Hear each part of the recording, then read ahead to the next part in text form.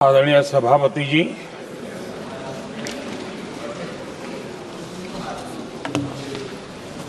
आदरणीय राष्ट्रपति जी के संबोधन पर आभार प्रकट करने के लिए मैं उपस्थित हुआ हूं।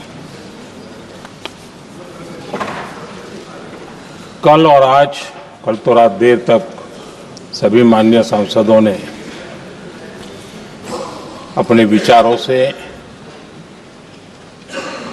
इस आभार प्रस्ताव को समृद्ध किया। कई माननीय अनुभवी सांसदों ने भी अपने विचार प्रकट किए और स्वाभाविक है कि लोकतंत्र की परंपरा भी है। जहां आवश्यकता था वहां प्रशंसा हुई, जहां परेशानी थी वहां कुछ नकारात्मक बातें भी हुई, लेकिन ये बहुत स्वाभाविक है। अतः कि मेरे लिए बहुत बड़ा सौभाग्य है कि देश की जनता ने मुझे 14वीं बार इस जगह पर बैठ करके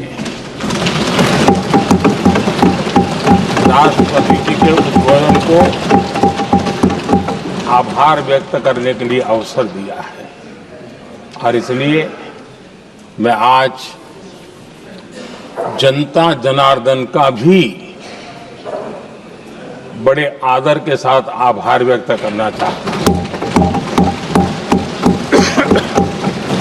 और सदन में चर्चा में जिन जिन लोगों ने हिस्सा लिया, चर्चा को समृद्ध किया, उन सब का भी मैं आभार व्यक्त करता हूं। आदरणीय सभापति जी, हम 2025 में हैं। एक प्रकार से 21वीं सदी का 25% हिस्सा बीत चुका है।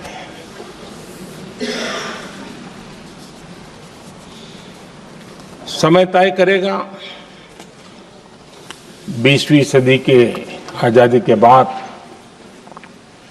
और 21वीं सदी के प्रथम 25 साल में क्या हुआ, कैसा हुआ।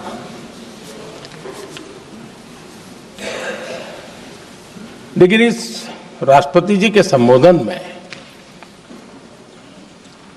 अगर हम बारीकी इसको अध्ययन करेंगे तो ये साफ नजर आता है कि उन्होंने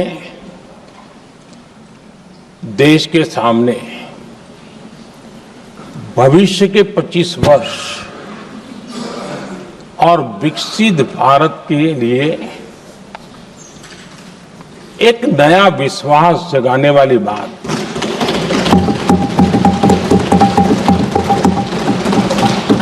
एक प्रकार से आदरणीय राष्ट्रपति जी का ये उद्बोधन विकसित भारत के संकल्प को मजबूती देने वाला है, नया विश्वास पैदा करने वाला है। Arouse a new confidence, प्रेरित करने वाला है। आदरणीय सभापति जी, सारे अध्ययन बार बार ये कह चुके हैं कि गत 10 वर्ष में देश की जनता ने हमें सेवा करने का मौका दिया। 25 करोड़ देशवासी गरीबी को परास्त करके गरीबी से बाहर निकले।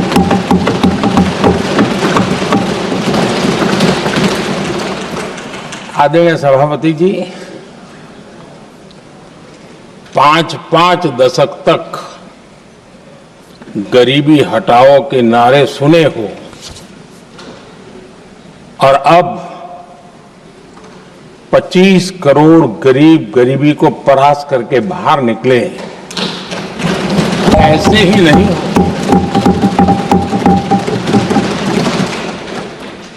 योजनाबद्ध तरीके से, समर्पित भाव से,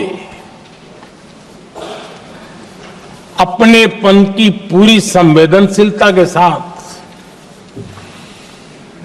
जब गरीबों के लिए जीवन खपाते हैं ना, तब ये होता है।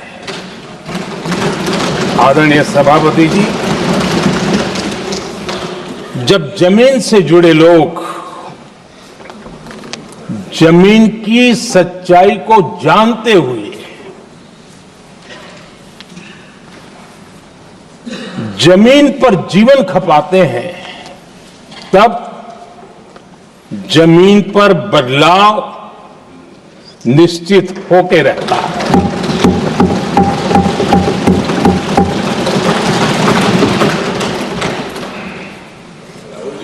आदरणीय सभापति जी, हमने गरीब को झूठे नारे नहीं,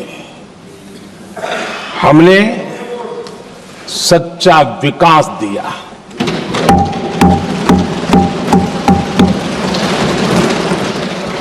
गरीब का दुख,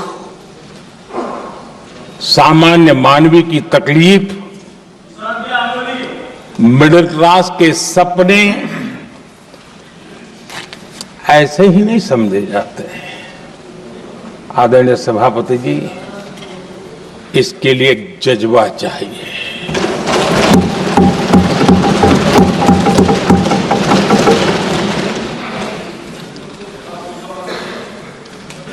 और मुझे दुख के साथ कहना है कि कुछ लोगों में ये है ही नहीं।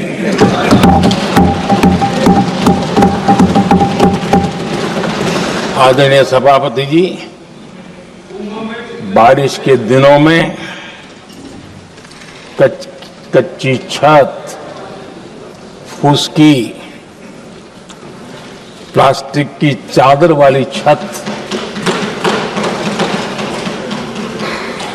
उससे नीचे जीवन गुजारना कितना मुश्किल होता है। पल पल सपने रौंद दिए जाते हैं, ऐसे पल होते हैं, ये हर कोई नहीं समझ सकता। आदरणीय सभापति जी, अब तक गरीबों को 4 करोड़ घर मिले हैं।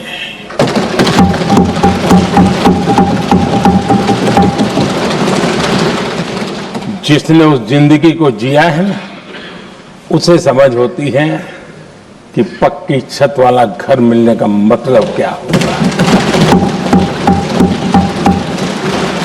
आदरणीय सभापति जी, एक महिला जब खुले में शौच जाने के लिए मजबूर हो जाती है,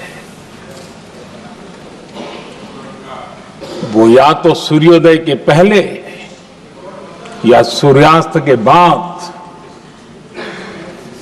कठिनाइयों के झेलने के बाद इस छोटा सा अपना नित्य कर्म करने के लिए निकल सकती है। तब उसे क्या तकलीफ होती थी, ऐसे लोग समझ नहीं सकते। आदरणीय सभापति जी, हमने 12 करोड़ से ज्यादा शौचालय बनाकर बहनों बेटियों की मुश्किलें दूर की।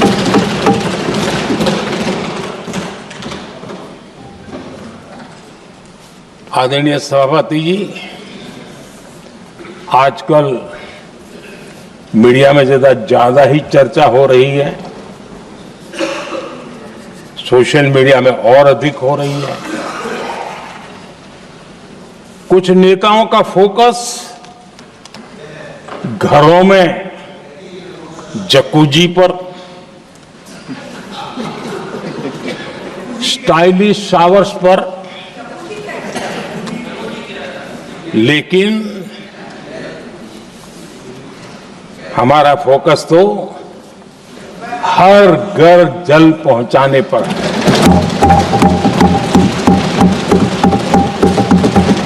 आजादी के 75 साल के बाद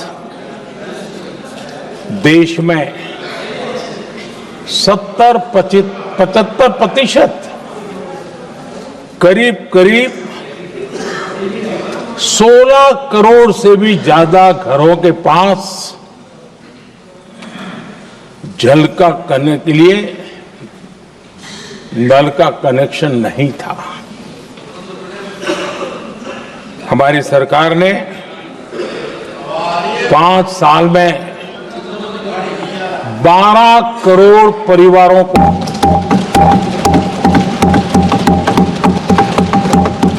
घरों में नल से जल देने का काम किया है और काम तेजी से आगे भी बढ़ रहा है। आदरणीय सभापति जी, हमने गरीबों के लिए इतना काम किया और इसके कारण आदरणीय राष्ट्रपति जी ने अपने अभिभाषण में इसका विस्तार से वर्णन किया है। जो लोग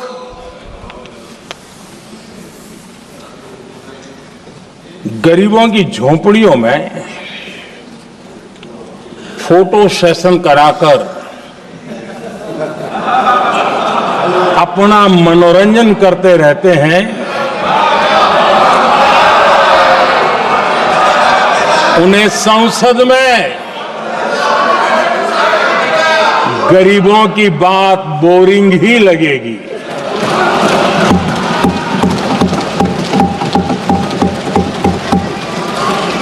आदरणीय सभापति जी, मैं उनका गुस्सा समझ सकता हूं।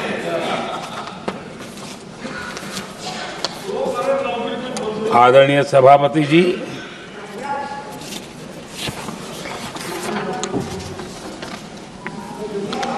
समस्या की पहचान करना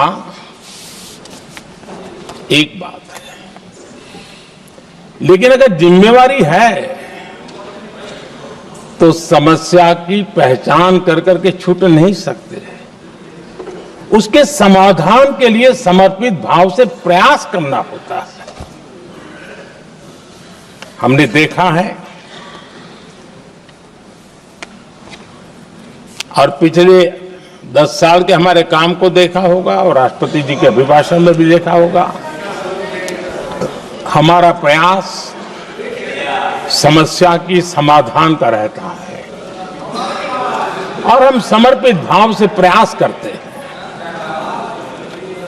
आदरणीय सभापति जी, हमारे देश में एक प्रधानमंत्री हुआ करते थे।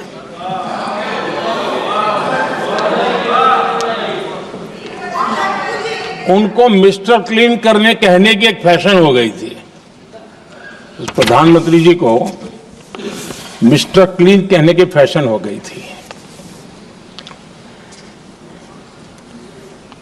उन्होंने एक समस्या को पहचाना था और उन्होंने कहा था कि दिल्ली से 1 रुपया निकलता है तो गांव में 15 पैसा पहुंचता है। अब उस समय तो पंचायत से लेकर पार्लियामेंट तक एक ही पार्टी का राज था। पंचायत से पार्लियामेंट तक एक ही पार्टी का राज था और उस समय उन्होंने सार्वजनिक रूप से कहा था कि 1 रुपया निकलता है 15 पैसा पहुंचता है। बहुत गजब की हाथ सफाई थी।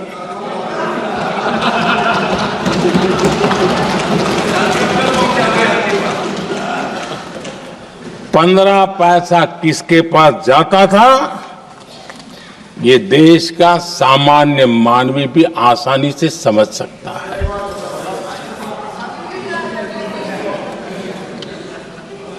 आदरणीय सभापति जी, देश ने हमें अवसर दिया। हमने समाधान खोजने का प्रयास किया। हमारा मॉडल है बचत भी विकास भी। जनता का पैसा जनता के लिए।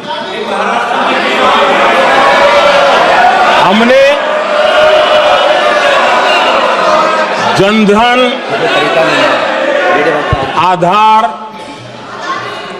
मोबाइल की जेम ट्रिनिटी बनाई और डीबीटी से डायरेक्ट बेनिफिट ट्रांसफर ये देना शुरू किया। आदरणीय सभापति जी, हमारे कार्यकाल में हमने 40 लाख करोड़ रुपया सीधा जनता जनार्दन के खाते में जमा किया। आदरणीय सभापति जी, इस देश का दुर्भाग्य देखिए, सरकारें कैसी चलाई गई, किसके लिए चलाई गई। माननीय सदस्य, मैं सबसे आपसे आग्रह कर रहा हूं, आप सदन की गरिमा बनाए रखें। बैठे बैठे कोई माननीय सदस्य टिप्पणी नहीं करे, उचित नहीं है, ये गलत तरीका है आपका। ये सदन की मर्यादा नहीं है आपकी। आप प्रोटेक्ट करना चाहते हो उनको इस तरीके से, गलत तरीका, ये गलत तरीका है। आप बैठे बैठे टिप्पणी करना चाहते हैं।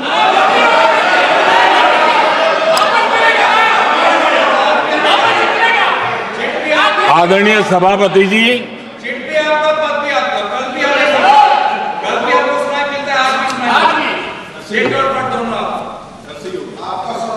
जब ज्यादा बुखार चढ़ जाता है ना,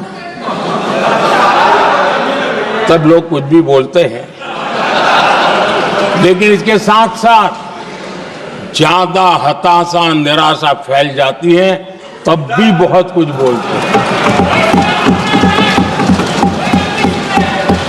आदरणीय सभापति जी, जिनका जन्म नहीं हुआ था, जो भारत की इस धरती पर अवतरित नहीं हुए थे, ऐसे 10 करोड़ फर्जी लोग सरकारी खजाने से अलग अलग योजनाओं का फायदा ले रहे थे। आदरणीय सभापति जी, सही को अन्याय न हो इसलिए राजनीतिक फायदा नुकसान की परवाह किए बिना हमने इन 10 करोड़ फर्जी नामों को हटाया और असली लाभार्थियों को खोज खोज करके उन तक मदद पहुंचाने का अभियान चलाया। आदरणीय सभापति जी, ये 10 करोड़ फर्जी लोग जब हटे और भिन्न भिन्न योजनाओं का हिसाब लगाएं तो करीब करीब 3 लाख करोड़ रुपया गलत हाथों से जाने से बच गए। मैं हाथ किसका था ये नहीं कह रहा हूं, गलत हाथों से। आदरणीय सभापति जी, हमने सरकारी खरीद में भी टेक्नोलॉजी का भरपूर उपयोग किया, ट्रांसपेरेंसी लाए और जेम पोर्टल, जो आज राज्य सरकारें भी उसका उपयोग कर रही है, जेम पोर्टल से जो खरीदी हुई, उससे आमतौर पर जो खरीदी होती है उससे कम पैसों में खरीदी हुई और सरकार के 1,15,000 करोड़ रुपए की बचत हुई।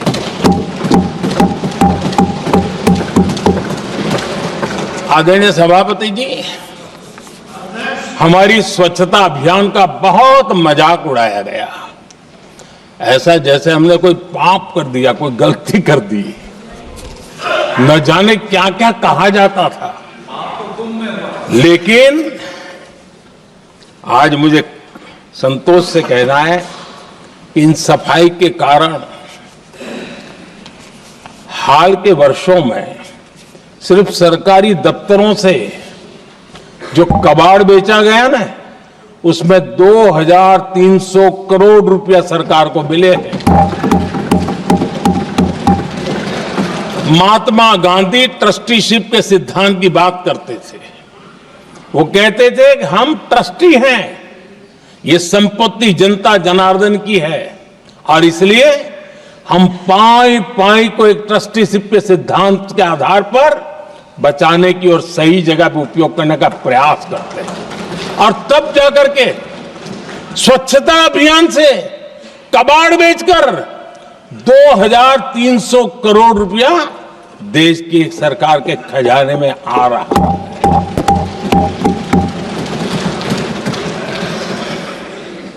आदरणीय सभापति जी, हमने एक महत्वपूर्ण निर्णय लिया इथेनॉल ब्लेंडिंग का।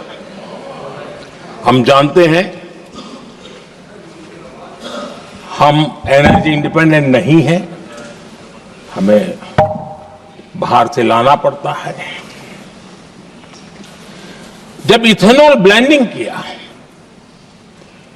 और हमारे पेट्रोल डीजल की आय कम हुई, उस एक निर्णय से 1 लाख करोड़ रुपए का फर्क पड़ा है। और ये पैसे करीब करीब 1 लाख करोड़ रुपया किसानों की जेब में गया है।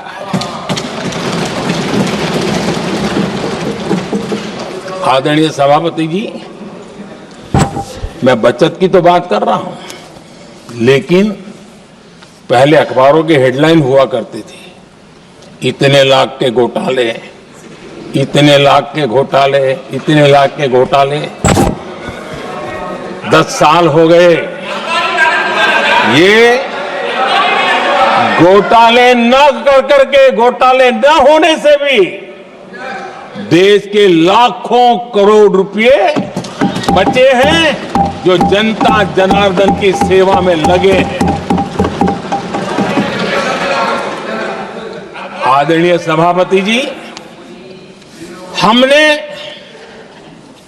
ये जो अलग अलग कदम उठाए, उससे लाखों करोड़ रुपए की बचत हुई, लेकिन उन पैसों का उपयोग हमने शीश महल बनाने के लिए नहीं किया।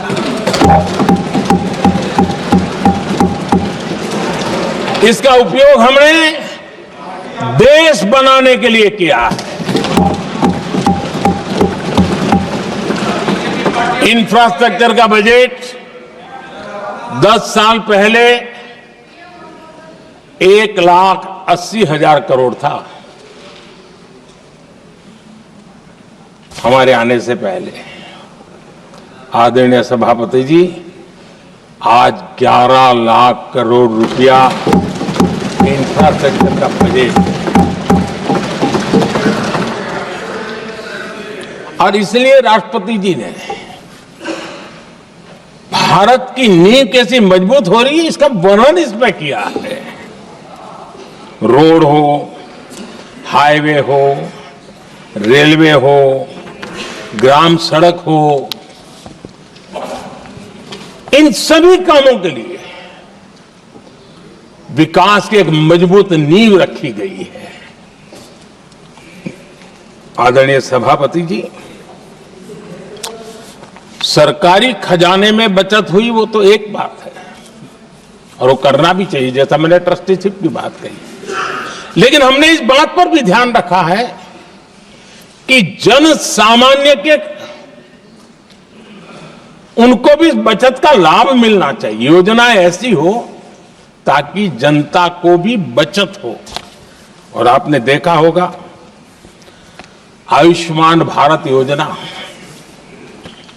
बीमारी के कारण सामान्य मानवी को जो खर्च होता था, अब तक जिन लोगों ने इसका बेनिफिट लिया है, उसी के हिसाब से मैं कहता हूं कि करीब करीब देशवासियों का आयुष्मान योजना का बेनिफिट लेते के कारण जो खर्चा उनको अपने जेब से करना पड़ता, वैसे 1,20,000 करोड़ रुपया जनता जनार्दन के बचे हैं।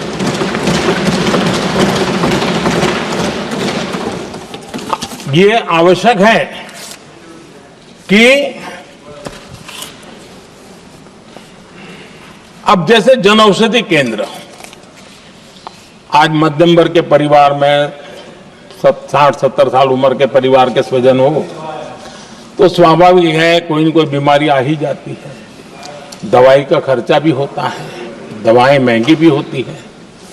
हमने जब से जन औषधि केंद्र खोले हैं जिसमें 80% डिस्काउंट होता है, और उसके कारण जिन परिवारों ने इन जन औषधि केंद्रों से दवाइयां ली हैं उनके करीब करीब 30,000 करोड़ रुपए दवाई को खर्चा बचा।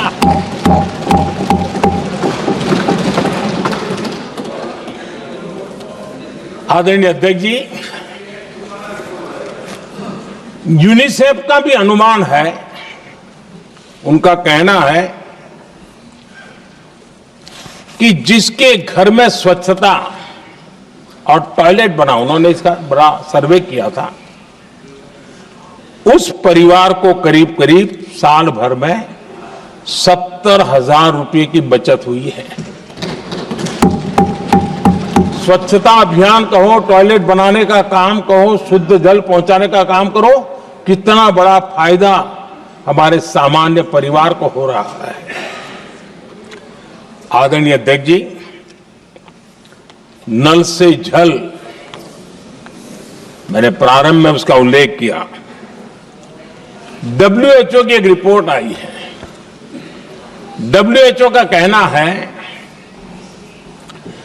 कि नल से जल शुद्ध पानी मिलने के कारण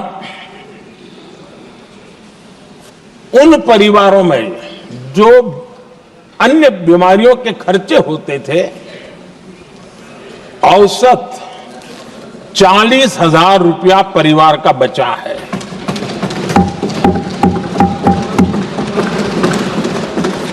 मैं ज्यादा गिन नहीं रहा हूं, लेकिन ऐसी अनेक योजना है जिन योजनाओं ने सामान्य मानवीय के खर्च में बचत की है।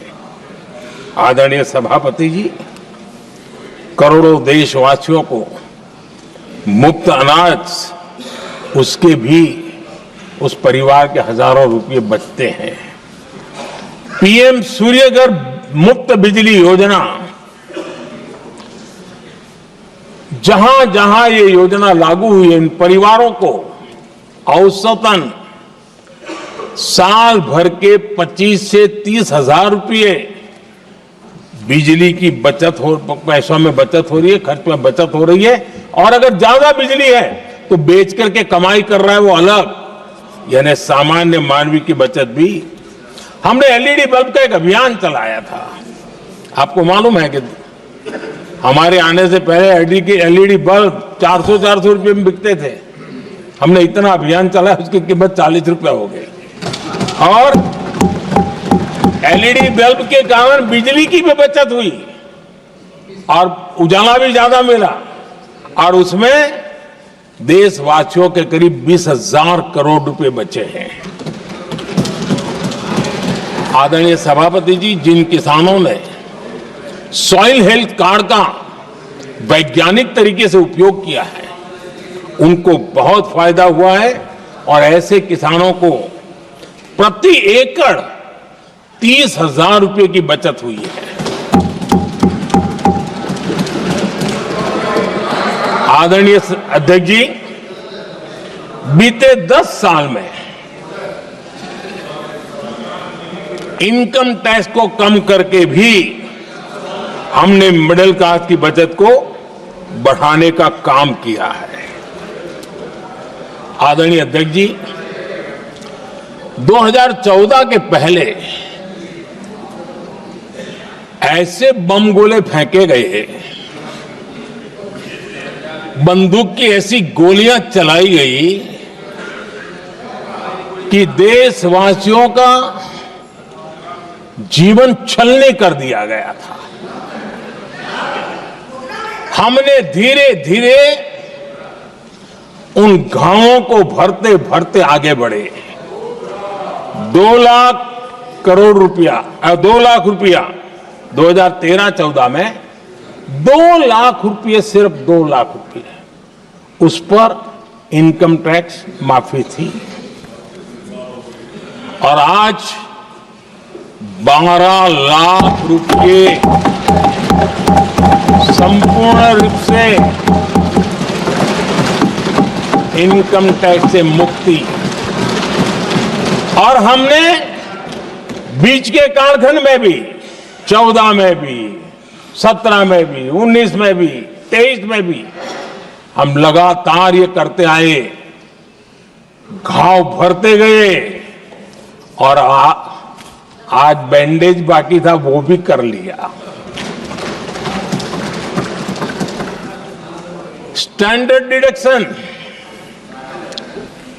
उसके अगर 75,000 जोड़ दें तो 1 अप्रैल के बाद देश में जो सैलरीड क्लास है उनके 13.25 लाख रुपए पर तक कोई इनकम टैक्स नहीं देना पड़ेगा।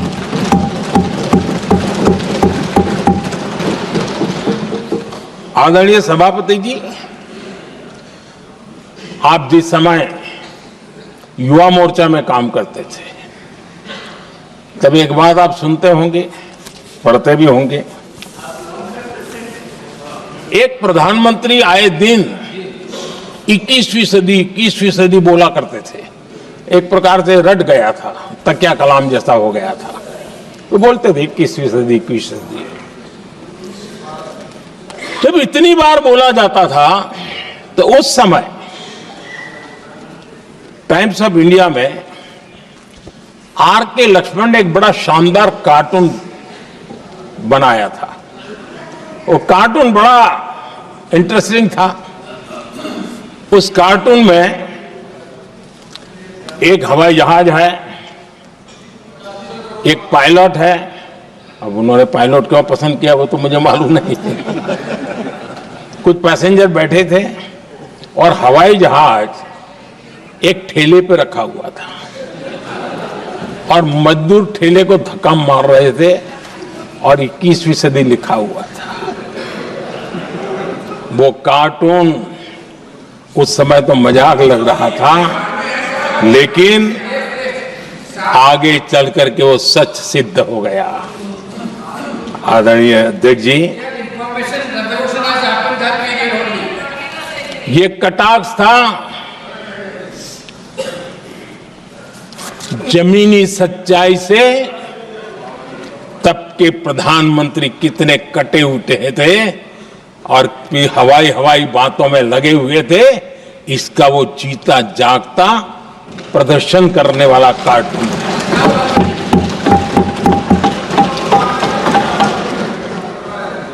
आदरणीय अध्यक्ष जी, जिन्होंने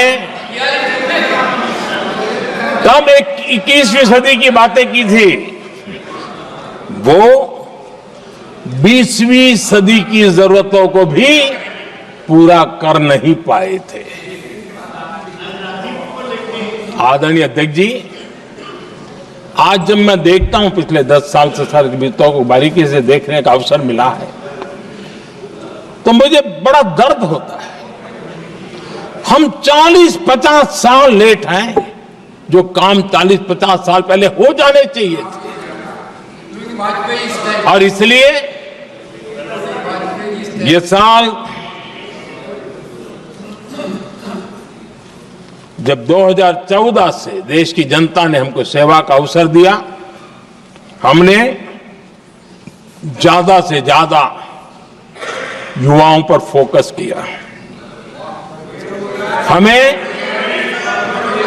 युवाओं की आकांक्षाओं पर बल दिया। हमने युवाओं के लिए ज्यादा अवसर बनाए। हमने कई क्षेत्रों को खोल दिया।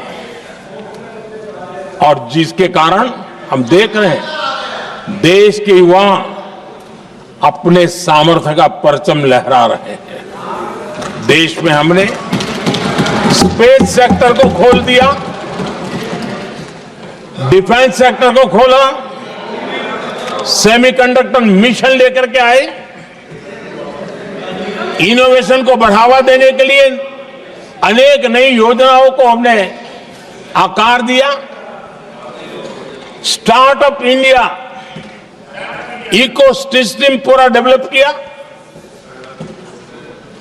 और इस बजट में भी आदरणीय अध्यक्ष जी एक बहुत महत्वपूर्ण निर्णय हुआ है। 12 लाख की आय पर इनकम टैक्स की माफी, ये समाचार इतना बड़ा बन गया कि बहुत सी महत्वपूर्ण चीजों पर अभी भी कुछ लोगों का ध्यान नहीं गया है। वो महत्वपूर्ण निर्णय हुआ है।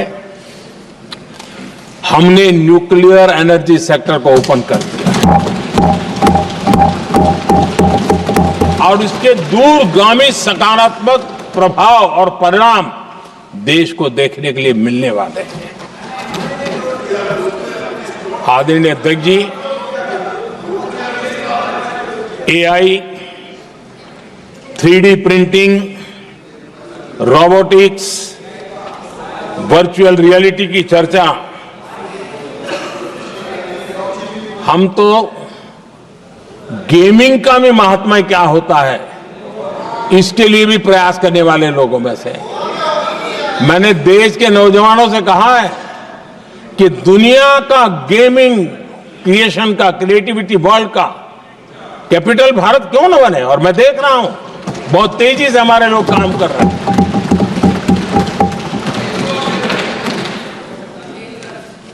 कुछ लोगों को अब जब एआई की बात होती है, कुछ लोगों को अब ये शब्द फैशन में है तो बोला जाता है, लेकिन मेरे लिए सिंगल एआई नहीं है, डबल एआई। भारत की डबल ताकत है। एक एआई आर्टिफिशियल इंटेलिजेंस, दूसरा AI aspirational India.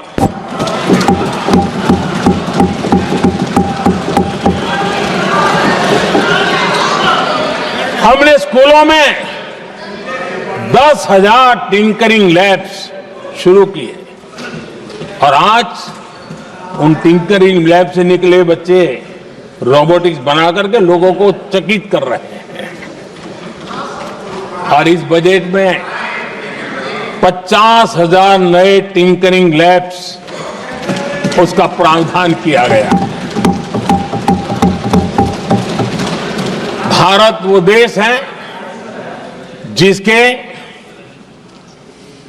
India AI mission को लेकर के पूरी दुनिया बहुत आशावादी है और विश्व के एआई प्लेटफॉर्म में भारत की मौजूदगी एक महत्वपूर्ण स्थान प्राप्त कर चुकी है। आदरणीय अध्यक्ष जी, इस साल बजट में हमने डीप टेक के डोमेन को में इन्वेस्टमेंट की बात की है और डीप टेक मैं समझता हूं हमारे लिए तेज गति से आगे बढ़ने के लिए और 21वीं सदी पूरी तरह टेक्नोलॉजी ड्रिवन सेंचुरी है। ऐसे में हमारे लिए आवश्यक है कि भारत डीप टेक के क्षेत्र में बहुत तेजी से आगे बढ़े। आदरणीय अध्यक्ष जी, हम लगातार युवा भविष्य को ध्यान में रखते हुए काम कर रहे हैं, लेकिन कुछ दल हैं जो लगातार युवाओं के साथ धोखा कर रहे हैं, उन्हें धोखा दे रहे हैं। ये दल चुनाव के दरमियान ये भत्ता देंगे, वो भत्ता देंगे, वादा तो करते हैं लेकिन पूरा नहीं करते हैं। ये दल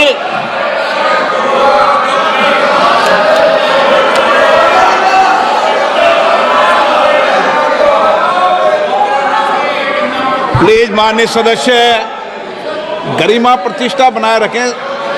भारत की संसद में आप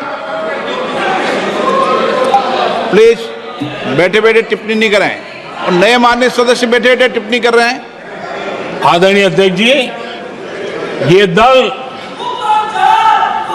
युवाओं के भविष्य पर आपदा बनकर गिरे हुए हैं।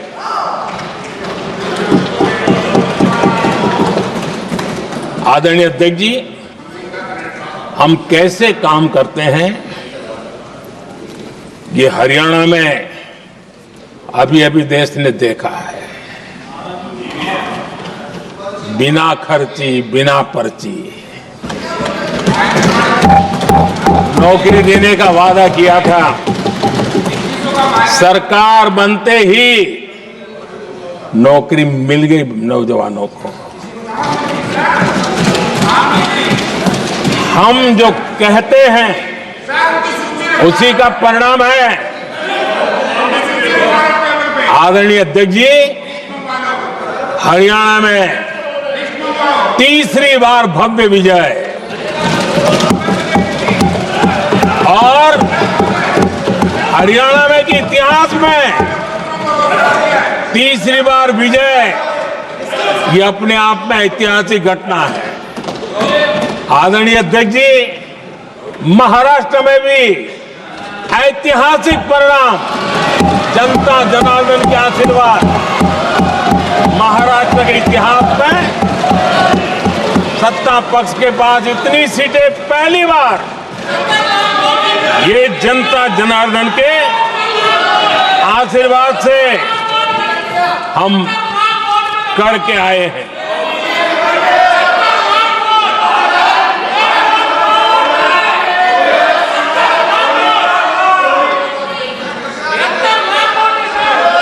कुछ समझते हैं आदरणीय चीजों को? अध्यक्ष जी, कल जवाब दिया था ना आपको। चलिए। आदरणीय राष्ट्रपति जी ने अपने अभिभाषण में हमारे संविधान के 75 वर्ष होने पर भी विस्तार से चर्चा की है। आदरणीय अध्यक्ष जी, संविधान में जो धाराएं हैं उसके साथ साथ संविधान का एक स्पिरिट भी है, और संविधान को मजबूती देने के लिए संविधान की भावना को जीना पड़ता है।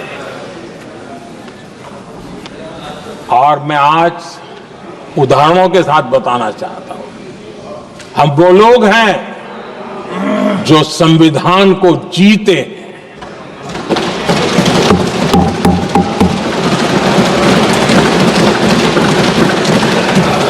आदरणीय अध्यक्ष महोदय, हमारे यहां ये बात सही है, परंपरा है कि राष्ट्रपति जी जब उद्बोधन करते हैं तो उस सरकार के उस साल के कार्यकाल का ब्यौरा देते हैं। उसी प्रकार से राज्यों में गवर्नर का जो उद्बोधन होता है सदन में, वो उस राज्य के कार्यकलापों का ब्यौरा देते हैं। संविधान और लोकतंत्र का स्पिरिट क्या होता है? जब गुजरात के 50 वर्ष हुए, गोल्डन जुबली ईयर मना रहे थे, और सद्भाग्य से मुझे उस समय मुख्यमंत्री के रूप में सेवारत था मैं, तो हमने एक महत्वपूर्ण निर्णय किया।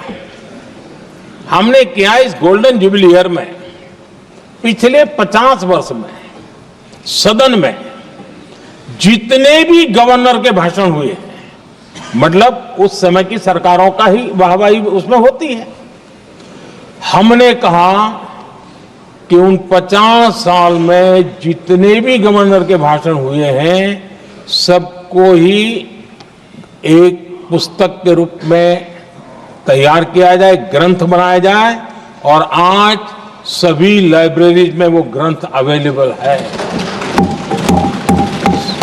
मैं तो बीजेपी वाला था, गुजरात में तो ज्यादातर कांग्रेस की सरकारें रही थी, उन सरकारों के गवर्नर के भाषण थे, लेकिन उसको भी प्रसिद्ध कराने का काम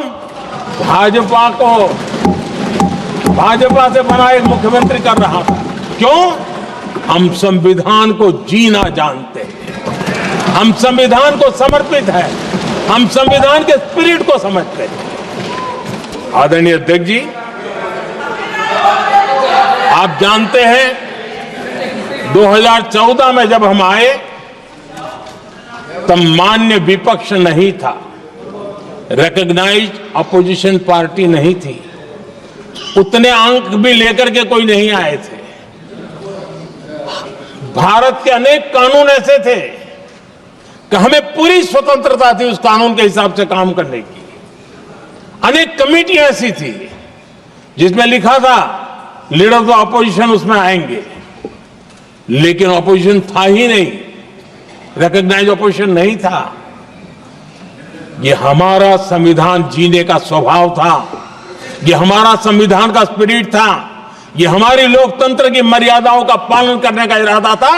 हमने तय किया कि भले मान्य विपक्ष नहीं होगा, रिकॉग्नाइज अपोजिशन नहीं होगा, लेकिन जो सबसे बड़े दल का सब नेता है उसको मीटिंगों में बुलाएंगे। ये लोकतंत्र का स्पिरिट होता है, तब होता है।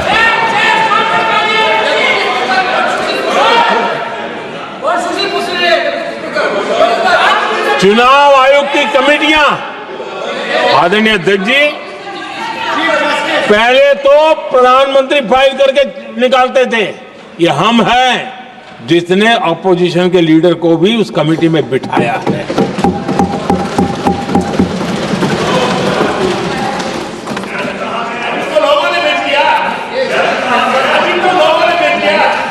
और हमने इसके लिए कानून भी बनाया और आज विधिवत रूप से इलेक्शन कमीशन बनेगा तो अपोजिशन लीडर भी उसके निर्णय की प्रक्रिया में हिस्सा होंगे। ये काम हम करते हैं और ये मैंने पहले ही कहा, हम इसलिए करते हैं कि हम संविधान को जीते हैं। आदरणीय अध्यक्ष जी, दिल्ली में आपको कई स्थान ऐसे मिलेंगे जहां कुछ परिवारों ने अपने म्यूजियम बना करके रखे हुए हैं।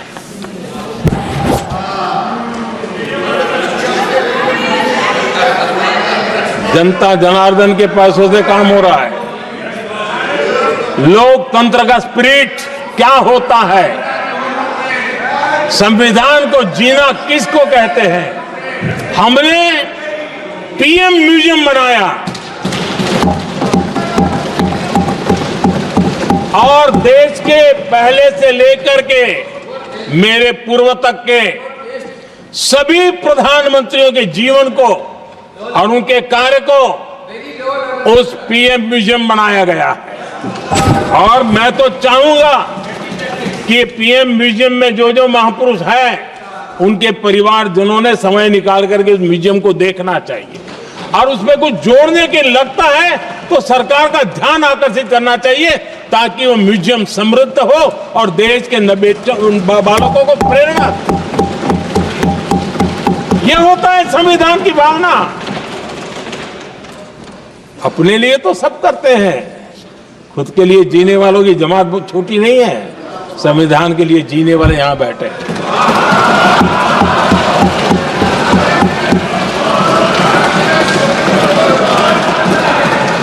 आदरणीय अध्यक्ष जी, जब सत्ता सेवा बन जाए तो राष्ट्र निर्माण होता है। जब सत्ता को विरासत बना दिया जाए तब लोकतंत्र खत्म हो जाता है।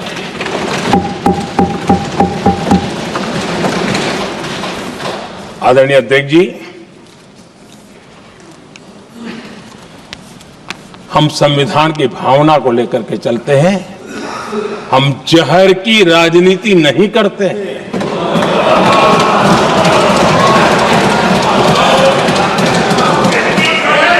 हम देश की एकता को सर्वोपरि रखते हैं और इसलिए सरदार वल्लभ भाई पटेल का दुनिया का सबसे ऊंचा स्टैच्यू बनाते हैं और स्टैच्यू ऑफ यूनिटी देश को जोड़ने का जिस महापुरुष ने काम किया उसका हम स्मरण करते हैं। और वो भाजपा के नहीं थे, वो जनसंघ के नहीं थे। हम संविधान को जीते हैं, इसलिए इस सोच से आगे बढ़ते हैं।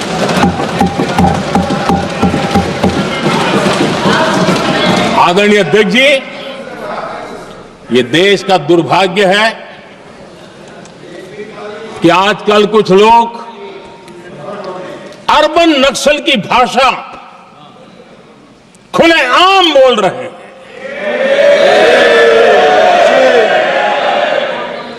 और अर्बन नक्सल जिन बातों को बोलते हैं, इंडियन स्टेट के सामने मोर्चा लेना, ये अर्बन नक्सल की भाषा बोलने वाले, इंडियन स्टेट के खिलाफ लड़ाई की घोषणा करने वाले न संविधान को समझ सकते हैं, न देश की एकता को समझ सकते हैं।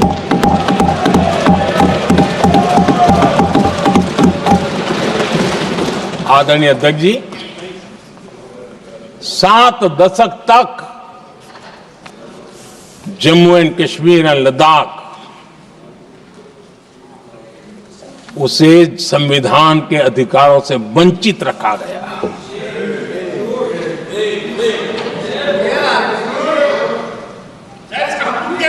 यह संविधान के साथ भी अन्याय था और जम्मू कश्मीर और लद्दाख के लोगों के साथ भी अन्याय था।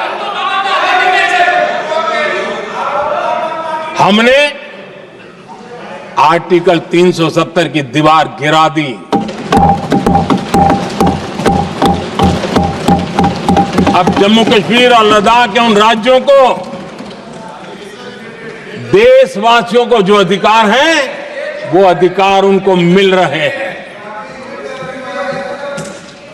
और संविधान का महात्म्य हम जानते हैं, संविधान की भावना को जीते हैं, इसलिए ऐसे मजबूत निर्णय भी हम करते हैं। आदरणीय अध्यक्ष जी, हमारा संविधान हमें भेदभाव करने का अधिकार नहीं देता है। जो लोग संविधान को जेब में लेकर के जीते हैं, उनको पता नहीं है कि आपने मुस्लिम महिलाओं को कैसी मुसीबतों में जीने के लिए मजबूर कर दिया था। हमने ट्रिपल तलाक का खात्मा कर करके संविधान की भावना के अनुरूप मुस्लिम बेटियों को हक देने का काम किया है, समानता का अधिकार दिया है।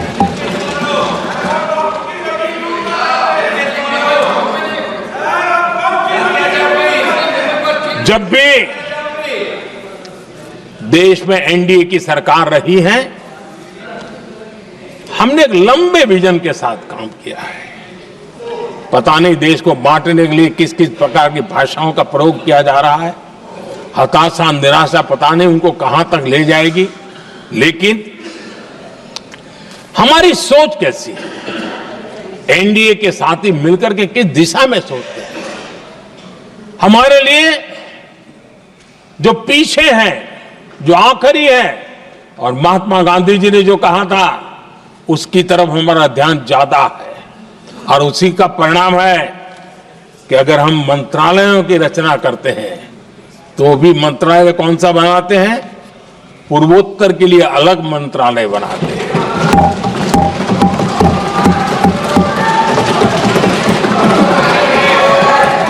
हम देश में इतने साल हो गए, अटल जी आए तब तक किसी को समझ नहीं आया था। भाषण तो देते रहते हैं। आदिवासियों के लिए अलग मंत्रालय एनडीए ने बनाया। आदरणीय अध्यक्ष जी, हमारे दक्षिण के राज्य समुद्री तट से जुड़े हैं। हमारे पूर्व के कई राज्य समुद्री तट से जुड़े हैं। वहां के समाज में फिशरीज का काम और फिशरमैन की संख्या बहुत बड़ी तादाद में है, उनका भी ख्याल रखना चाहिए। और जमीन के भीतर के छोटे पानी के जो इलाके रहते हैं, वहां भी फिशरमैन के रूप में काम करने वाले समाज के आखिरी तबके के लोग हैं। ये हमारी सरकार है जिन्हें फिशरीज के लिए अलग मंत्रालय बनाया।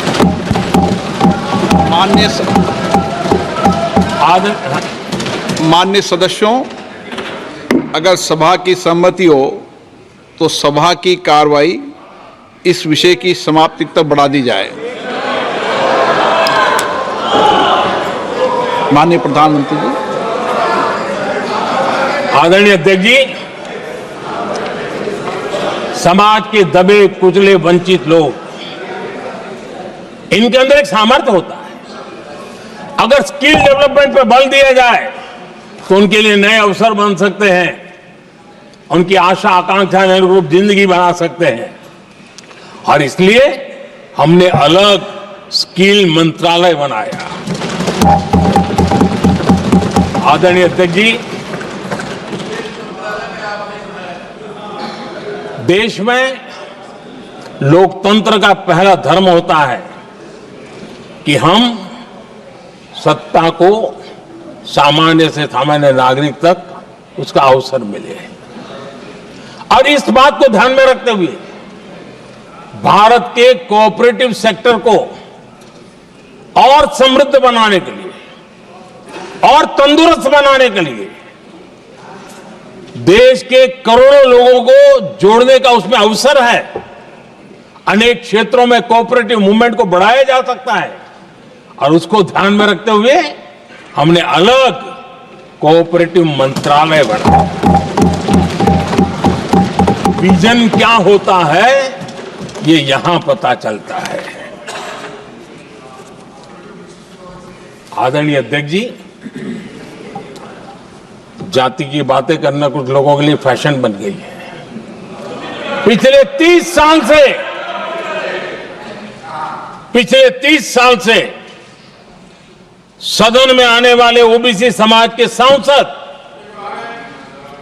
दलों के भेदभाव से ऊपर उठ करके एक होकर के 30-35 साल से मांग कर रहे थे कि ओबीसी कमीशन को संवैधानिक दर्जा दिया जाए। जिन लोगों को आज जातिवाद में मलाई दिखती है, उनको उस समय ओबीसी समाज की याद नहीं आई। ये हम हैं जिन्होंने ओबीसी समाज को संवैधानिक दर्जा दिया। पिछड़ा वर्ग आयोग आज संवैधानिक व्यवस्था में जो है। आदरणीय अध्यक्ष जी, हर सेक्टर में एससी, एसटी, ओबीसी को ज्यादा से ज्यादा अवसर मिले,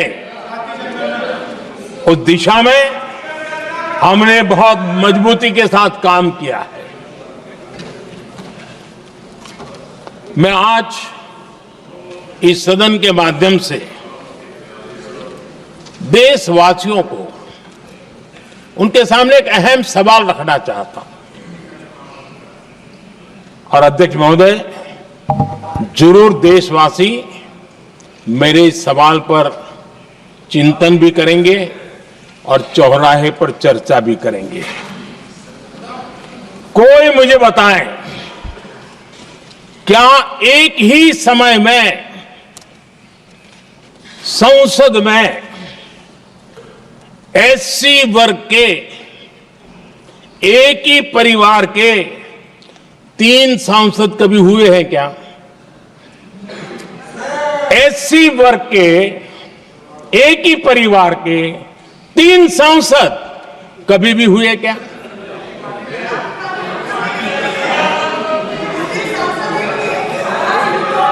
मैं दूसरा सवाल पूछता हूं, कोई मुझे बताए कि एक ही कालखंड में, एक ही समय में संसद में एसटी वर्ग के एक ही परिवार के 3 एमपी हुए हैं क्या?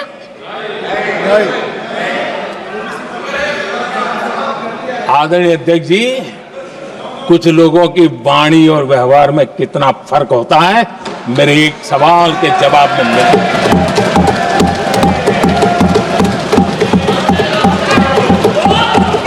जमीन आसमान का अंतर होता है, रात दिन का अंतर होता है।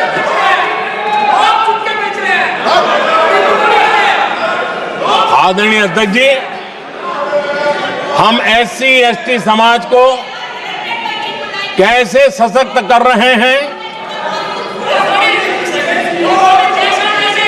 आदरणीय अध्यक्ष जी, समाज में तनाव पैदा किए बिना एकता की भावना को बरकरार रखते हुए समाज के वंचितों का कल्याण कैसे किया जाता है, इसका मैं एक उदाहरण देता हूं।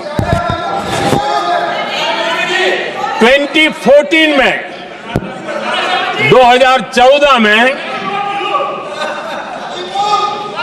2014 से पहले हमारे देश में मेडिकल कॉलेजों की संख्या 387 थी। 2014 के पहले मेडिकल कॉलेज की संख्या 387 थी। आज 780 मेडिकल कॉलेज हैं।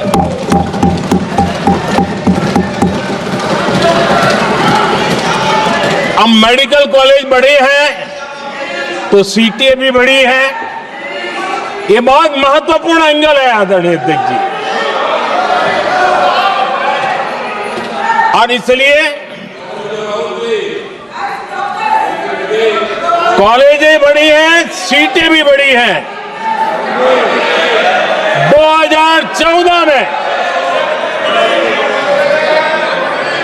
2014 में हमारे देश में एससी छात्रों की 2014 से पहले हमारे देश में एससी छात्रों की एमबीबीएस की सीट 7,700 थी।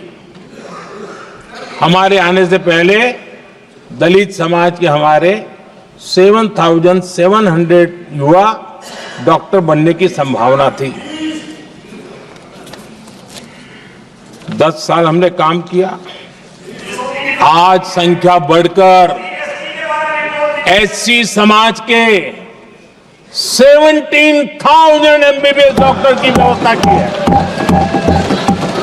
कहां 7,700 कहां 17,000? अगर दलित समाज का कोई कल्याण का और समाज में तनाव लाए बिना एक दूसरे के सम्मान को बढ़ाते हुए, आदरणीय अध्यक्ष जी, 2014 के पहले एसटी छात्रों के लिए एमबीबीएस की सीटें 3,800 थी। आज ये संख्या बढ़कर लगभग 9,000 हो गई है।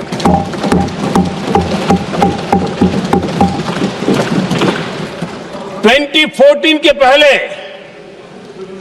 ओबीसी के छात्रों के लिए एमबीबीएस में 14,000 से भी कम, 14,000 से भी कम सीटें थी। आज इनकी संख्या लगभग 32,000 हो गई है। ओबीसी समाज के 32,000 एमबीबीएस डॉक्टर बनेंगे। आदरणीय अध्यक्ष महोदय, पिछले 10 साल में हर सप्ताह एक नई यूनिवर्सिटी बनी है।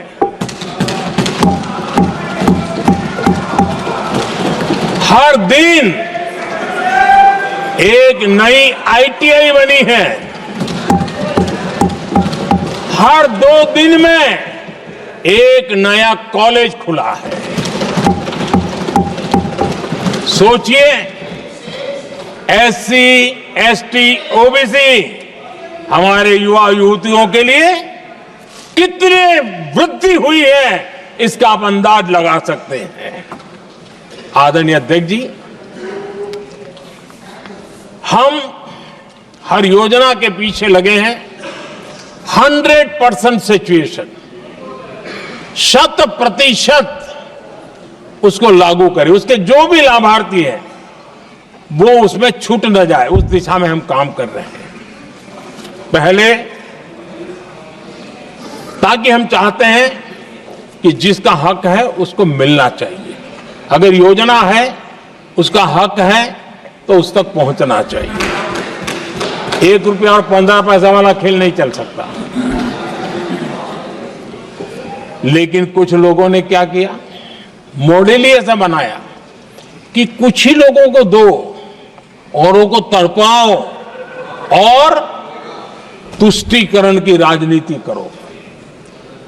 देश विकसित भारत बनाने के लिए तुष्टीकरण से मुक्ति पानी होगी। हमने रास्ता चुना है संतुष्टीकरण, तुष्टीकरण नहीं, संतुष्टीकरण, और उस रास्ते पर हम चले हैं। हर समाज, हर वर्ग के लोगों को बिना भेदभाव के जो उसके हक का है वो उसको मिलना चाहिए। यह है संतुष्टीकरण। और मेरे हिसाब से जब मैं 100% सैचुरेशन की बात करता हूं तो उसका मतलब होता है एक असल में सामाजिक न्याय है, ये असल में सेकुलरिज्म है और असल में ये संविधान का सम्मान है। आदरणीय अध्यक्ष जी, संविधान की भावना है सबको बेहतर स्वास्थ्य मिले, और आज कैंसर डे भी है। देश भर में और दुनिया भर में आज हेल्थ को लेकर के काफी चर्चा भी हो रही है। लेकिन कुछ लोग हैं जो गरीब को, बुजुर्गों को आरोग्य की सेवाएं देने मिले उसमें अड़ंगे डाल रहे हैं, और वो भी अपने राजनीतिक स्वार्थ के कारण। आज आयुष्मान से देश के 30,000 अस्पताल जुड़े हैं और अच्छे स्पेशलाइज्ड प्राइवेट अस्पताल जुड़े हैं जहां आयुष्मान कार्ड वाले को मुफ्त इलाज मिलता है। लेकिन कुछ राजनीतिक दलों ने अपने संकुचित मानस के कारण, कुनीतियों के कारण गरीबों के लिए इन अस्पतालों के दरवाजे बंद करके रखे हुए हैं, और इसका नुकसान कैंसर के मरीजों को उठाना पड़ा है। पिछले दिनों पब्लिक हेल्थ जर्नल लैंसेट की स्टडी आई है,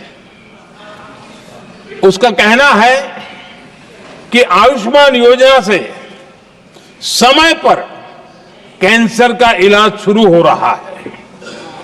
सरकार कैंसर की जांच कराने के संबंध में बहुत ही गंभीर है, क्योंकि जितना जल्दी जांच हो, जितना जल्दी ट्रीटमेंट शुरू हो, हम कैंसर पेशेंट को बचा सकते हैं। और लैंसेट ने आयुष्मान योजना को क्रेडिट देते हुए कहा है कि भारत में इस दिशा में बहुत बड़ा काम हुआ है। आदरणीय अध्यक्ष जी, इस बजट में भी हमने कैंसर की दवाइयों को सस्ते करने की दिशा में बहुत बड़ा महत्वपूर्ण कदम उठाया। इतना ही नहीं, एक महत्वपूर्ण जो निर्णय लिया है वो आने वाले दिनों में, और जब आज कैंसर डे है तो मैं जरूर कहना चाहूंगा सभी माननीय सांसद इसका लाभ ले सकते हैं अपने इलाके के ऐसे मरीजों के लिए, और वो है मरीजों को, आप जानते हैं अस्पताल उतने नहीं होने के कारण भी काफी दिक्कत रहती है बाहर से आने वाले पेशेंट को। 200 डे केयर सेंटर बनाने का निर्णय इस बजट में किया गया है। ये डे केयर सेंटर पेशेंट को भी, उसके परिवार को भी बहुत बड़ी राहत देने वाला काम करेगा। आदरणीय अध्यक्ष महोदय जी, राष्ट्रपति जी के भाषण की चर्चा के समय यहां विदेश नीति की भी चर्चा हुई और कुछ लोगों को लगता है जब तक फॉरेन पॉलिसी नहीं बोलते तब तक वो मैच्योर नहीं लगते, इसलिए उनको लगता है फॉरेन पॉलिसी तो बोलना चाहिए फिर भले ही देश का नुकसान हो जाए। मैं ऐसे लोगों को जरा कहना चाहता हूं, अगर उन्हें सच में फॉरेन पॉलिसी सब्जेक्ट में रुचि है और फॉरेन पॉलिसी को समझना है और आगे जाकर के कुछ करना भी है, ये मैं शशि जी के लिए नहीं कह रहा हूं तो मैं ऐसे लोगों को कहूंगा एक किताब जरूर पढ़े। हो सकता है उनको बहुत फिर कहां क्या बोलना उतनी समझ हो जाएगी। वो किताब का नाम है JFK's forgotten crisis. JF Kennedy की बात है। JFK's फॉरगॉटन क्राइसिस नाम की किताब है। ये किताब एक प्रसिद्ध फॉरेन पॉलिसी स्कॉलर ने लिखी है और इसमें महत्वपूर्ण घटनाओं का जिक्र है। इस किताब में भारत के पहले प्रधानमंत्री और वो विदेश नीति को भी नेतृत्व करते थे। इस किताब में पंडित नेहरू और अमेरिका के तब के राष्ट्रपति जॉन एफ कैनेडी के बीच हुई चर्चाओं और निर्णयों का भी विस्तार से वर्णन है। जब देश ढेर सारी चुनौतियों का सामना कर रहा था, तब विदेश नीति के नाम पर क्या खेल हो रहा था, उस किताब के माध्यम से सामने आ रहा है। और इसलिए मैं कहूंगा कि जरा ये किताब पढ़िए।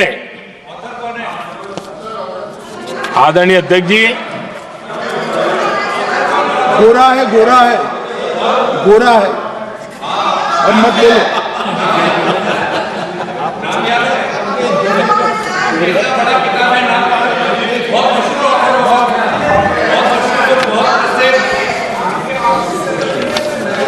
आदरणीय अध्यक्ष जी, राष्ट्रपति जी के अभिभाषण के बाद एक महिला राष्ट्रपति जी एक गरीब परिवार की बेटी, उनका सम्मान न कर सके, आपकी मर्जी, लेकिन क्या क्या कहकर उनको अपमानित किया जा रहा है।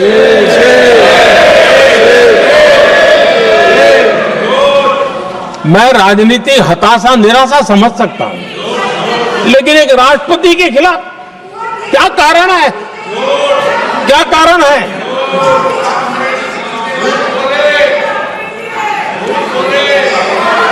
आदरणीय अध्यक्ष जी, आज भारत इस प्रकार की विकृत मानसिकता को छोड़ करके, उस सोच को छोड़ करके विमेन लेड डेवलपमेंट के मंत्र को लेकर के आगे बढ़ रहा है।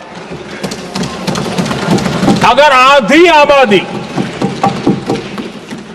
उसको अगर पूरा अवसर मिले तो भारत 2 गुनी रफ्तार से आगे बढ़ सकता है, और ये मेरा विश्वास है। 25 साल से इस क्षेत्र में काम करने के बाद मेरा विश्वास और दृढ़ हुआ है। आदरणीय अध्यक्ष जी,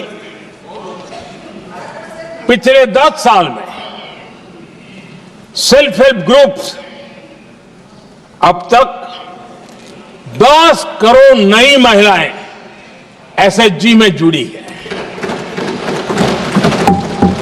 और ये महिलाएं वंचित परिवारों से हैं, ग्रामीण बैकग्राउंड से हैं,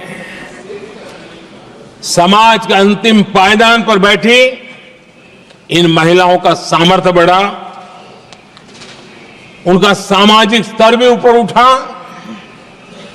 और सरकार ने इनकी मदद 20 लाख रुपए तक बढ़ा दी है ताकि वो इस काम को आगे बढ़ा सके, उनकी कार्यक्षमता बढ़े, उसका स्केल बढ़े, उस दिशा में हम प्रयास कर रहे हैं और उसका आज ग्रामीण अर्थव्यवस्था पर बहुत ही सकारात्मक प्रभाव हो रहा है। आदरणीय अध्यक्ष जी, राष्ट्रपति जी ने अपने अभिभाषण में